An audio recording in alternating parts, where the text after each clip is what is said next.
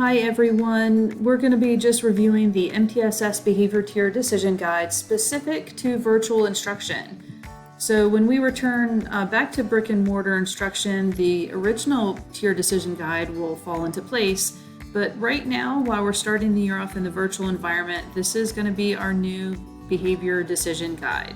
So you will notice some things have changed, that there are references to the teacher audit forms, which each individual school site will be developing their own. And there's also a mention of a student self-monitoring form, and that's the same case. Each school will be developing their own.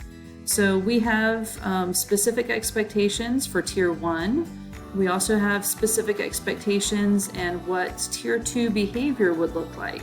The key here to note is that in order to go to Tier 2, they have to have not consistently responded to virtual expectations and have 2 or more of those items listed there. And you'll notice that right off the bat, there needs to be communication with the student and with the parent in trying to resolve the issue before it can go to Tier 2.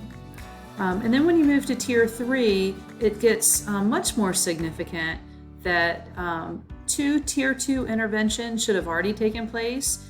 And in addition to that, the student should have 2 or more of the following of those bullet items listed in order to qualify for Tier 3.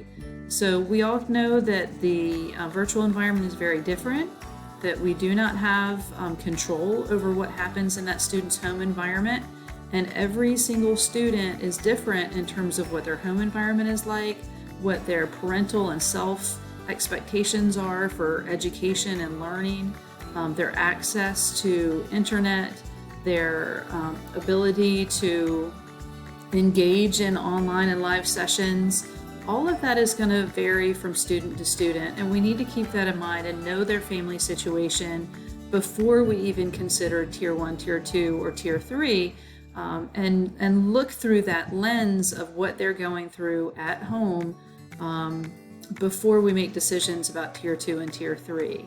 So one of the things that I think is important to note here that I'm going to spend a little emphasis on is attendance. That in Tier 1, they have consistent attendance in live instructional sessions, or if they are unable to make live sessions, that they have already developed a plan with the teacher and they're following that plan.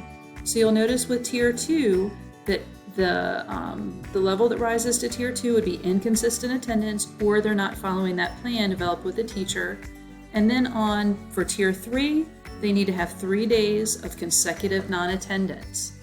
So scrolling on down, you'll see the specific protocols, what to do, and what happens next when a student is in a specific tier. So if you have any questions, you can reach me, Erin Williams, or you can talk to your building principal or your building MTSS coordinator, and we will be here to support you. So this is an available document to you. Please read through, and if you have any questions, let us know.